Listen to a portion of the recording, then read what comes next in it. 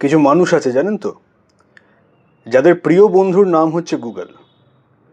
মানে আপনি যখনই ভারতীয় জনতা পার্টিকে নিয়ে কোনো পোস্ট করবেন বা কোনো প্রচার করবেন, তখনই এরা গুগল থেকে কিছু স্ক্রিনশট নিয়ে এসে আপনার কমেন্ট সেকশনে ছাপিয়ে দেবে এবং একটা সত্যের বিপক্ষে এরা নিজেরাই যুদ্ধ ঘোষণা করবে, নিজেরাই সেখানে লড়বে এবং নিজেরাই জিতে যাবে। এবং এই জিতে যাওয়ার মধ্যে এরা একটা অদ্ভুত পরিতৃপ্তির আস্বাদ পায়। তো সেই সমস্ত মানুষ যাদের প্রিয় বন্ধুর নাম গুগল, তাদের প্রিয় বন্ধুর কাছ থেকেই কয়েকটা তথ্য সংগ্রহ করে তাদের উদ্দেশ্যে কিছু কথা বলার জন্য এই ভিডিওর অবতারণা।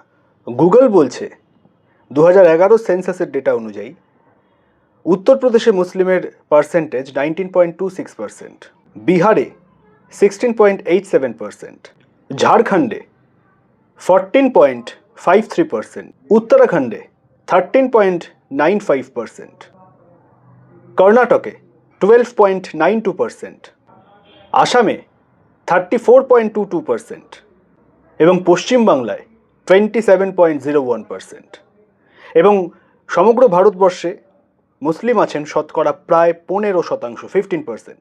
অর্থাৎ আমাদের দেশে মুসলমান আছেন মাত্র 15%, যেখানে হিন্দু আছেন প্রায় 80%। অর্থাৎ মুসলমানরা আমাদের দেশে আক্ষরিক অর্থেই সংখ্যালঘু, কিন্তু একবার ভেবে দেখুন, যেই 15% সংখ্যালঘু মুসলমানরা মিলে এই দেশে এমন একটা পরিস্থিতি তৈরি করে রেখেছেন যে হিন্দুদেরকে নিজেদের ঐক্যের ডাক দিতে হচ্ছে, যে হিন্দুরা নিজেদের মন্দির বাঁচাতে ভয় পাচ্ছে, হিন্দুরা নিজেদের সংস্কৃতি বাঁচাতে ভয় পাচ্ছে, হিন্দুরা নিজেদের প্রাণ বাঁচাতে ভয় পাচ্ছে। তাহলে এই সংখ্যাটা যদি বেড়ে 35%, 40%, 45-50%-এর জায়গায় চলে আসে, কি হবে একবার ভাবতে পাচ্ছেন? খামেইনি মারা গেছেন ইরানে। ইরানের মানুষরা, মূলত মহিলারা, তারা যেন মুক্তির আস্বাদ পেয়েছেন, তারা আনন্দ করছেন। ইরান দেখে মনে হচ্ছে যে হা কি আনন্দ আকাশে বাতাসে। কিন্তু না, আমাদের এখানকার মুসলমানদের প্রায় মরা কান্না লেগেছে। বেশি দূর যেতে হবে না, এই তো টাকিতে খামেইনি মারা গেছেন। সে কি দুঃখ! যেন পিতৃহারা হয়েছেন, যেন স্বজনহারা হয়েছেন। অর্থাৎ রয়েছেন এই দেশে, প্রাণ পড়ে রয়েছে ইরানে। এবং এই খামেইনির মারা যাওয়া যে কেন দরকারি ছিল, এই খামেইনি কে, কী এর বক্তব্য, কী এর উক্তি, তা আপনারা আপনাদের প্রিয় বন্ধু অর্থাৎ এই যে গুগল রয়েছে সেইখানে একটু খোঁজ খবর করলেই কিন্তু দেখতে পাবেন। উত্তরপ্রদেশের মুখ্যমন্ত্রী যোগী আদিত্যনাথ, তিনি সাম্প্রতিক সময় আমার রাজনৈতিক আদর্শ, একথা বলতে কোনো দ্বিধা নেই।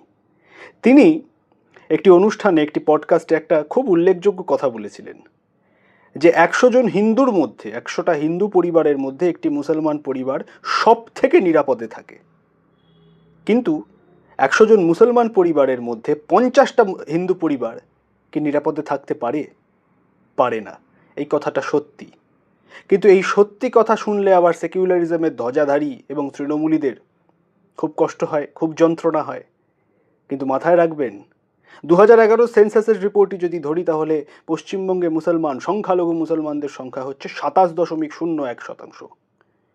এই সংখ্যালঘু তকমা নিয়েই এরা কিন্তু মোথাবাড়ি ঘটিয়ে দিয়েছে। এই সংখ্যালঘু তকমা নিয়েই কিন্তু শাহজাহান বলে একজন নেতা হিন্দু বাড়ির মেয়েদেরকে, হিন্দু বাড়ির মাদেরকে পিঠে বানানো করিয়েছে নিজের পার্টি অফিসে, নিজের তৃণমূলের পার্টি অফিসে ডেকে। এই সংখ্যালঘু মুসলমানরা 27.01%, তারাই কিন্তু বারাসাতে সরস্বতী পুজো বন্ধ করেছে, হাওড়ায় দুর্গা পুজো বন্ধ করেছে, এই সংখ্যালঘু মুসলমানরাই। তাই জন্য এখন যারা সেকুলারিজমের ধ্বজা ওড়াচ্ছেন এবং নিজেদের মুখ দিয়ে সেকুলারিজমের বড় বড় বুলি ওড়াচ্ছেন, তারা একটা কথা মাথায় রাখবেন, এই 27.01%, এই শতাংশটা বেড়ে যখন 30 হয়ে যাবে, 32 হয়ে যাবে, 35-40 হয়ে যাবে, তখন এই সেকুলারিজমের ধ্বজা এবং যে মুখ দিয়ে সেকুলারিজমের বুলি আওড়াচ্ছেন, বড় বড় লেনিন, মার্কস ইত্যাদি আরও যারা যারা আপনারা সব জানেন, এগুলো আওড়াচ্ছেন, সেই ঝান্ডা সেকুলারিজমের এবং বুলি আওড়ানো মুখ, এইটা কিন্তু আর লোকানোর জায়গা সেদিনকে আপনারা পাবেন না। এই জেহাদিরা আপনাদেরকে সেই জায়গা দেবে না, কারণ ওরা সেকুলারিজম বোঝে না, ওরা বৈষ্ণব বোঝে না, ওরা শৈব শাক্ত বোঝে না, ওরা শুধু বোঝে হিন্দু, ওরা শুধু বোঝে কাফের, ওরা শুধু বোঝে আলটাকিয়া। কিন্তু সুখের কথা এই যে বাঙালি হিন্দুরা ঐক্যবদ্ধ হচ্ছে, বাঙালি হিন্দুরা নিজের সংস্কৃতির জন্য ঐক্যবদ্ধ হচ্ছে, বাঙালি হিন্দুরা নিজের অস্তিত্বের জন্য ঐক্যবদ্ধ হচ্ছে। তাই আমরা আশাবাদী এবং আমরা দৃঢ় প্রত্যয়ী যে 2026-এর নির্বাচনে এই অপশাসনের জড়কে, এই তৃণমূলী বিষ বৃক্ষকে আমরা উপড়ে ফেলে দিতে পারবো। দোলের মরশুম চলছে, রঙের মরশুম চলছে, কিছুটা গেরুয়া আবির বাকি রাখবেন, 2 মাস পরে কাজে লাগবে।